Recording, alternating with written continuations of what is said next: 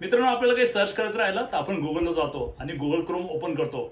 जिथं गुगल नाव दिसतंय तिथं तुम्ही तुमचं आवडतं नाव टाकू शकता. तुमच्या फॉर्मचं नाव, तुमचं स्वतःचं नाव, तुमच्या डॉटरचं, तुमच्या मुलाचं, तुम्हाला जे नाव पाहिजे ते तुम्ही टाकू शकता.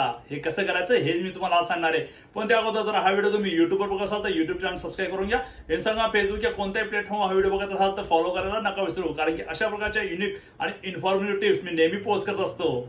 मित्रांनो, यासाठी तुम्हाला गुगलवर सर्च करायचं आहे माय डुडल. त्यानंतर पहिली वेबसाईट येईल त्याला ओपन करायचं आहे. ओपन केल्यानंतर ॲड टू क्रोम क्लिक करायचं आहे. ॲड ॲक्शनवर क्लिक करायचं आहे आणि राईट साईडला इथं ह्या सिम्बॉलवरती क्लिक करायचं आहे. क्लिक केल्यानंतर तिथं तुम्हाला माय डुडल क्लिक करायचं आहे. त्यानंतर ह्या बॉक्समध्ये तुम्हाला ज्या नावाचं पेज बनवायचं आहे ते नाव टाकायचं आहे. जसं मी टाकतो आहे टिप्स विथ प्रवीण आणि प्रिव्ह्यू करतो आहे. प्रिव्ह्यू केल्यानंतर तुमचं नाव बनवून रेडी झालेलं आहे. तर अशा प्रकारे तुम्ही नाव बनवू शकता. गुगलला रिप्लेस करून तुमचं आवडतं नाव करू शकता.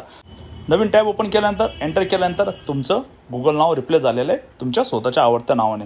त्यानंतर राईट साईडला सिम्बॉल आहे त्याच्यावरती क्लिक करायचं आहे. त्यानंतर माय डुडलच्या समोर ती लाईन आहे त्याला टिक करायचं आहे. त्यानंतर रिमूव्ह फॉर क्रोम आणि रिमूव्ह याच्यावरती क्लिक करायचं आहे. क्लिक केल्यानंतर आपण रिफ्रेश केलं तर आपलं टिप्स विथ प्रवीण नाव हे रिप्लेस होऊन जाईल गुगल नावाने. तर अशा प्रकारे तुम्ही चेंज करू शकता. अशा प्रकारे माय डुडल ह्या वेबसाईटचा वापर करून तुम्ही गुगलला रिप्लेस करू शकता तुमच्या नावाने.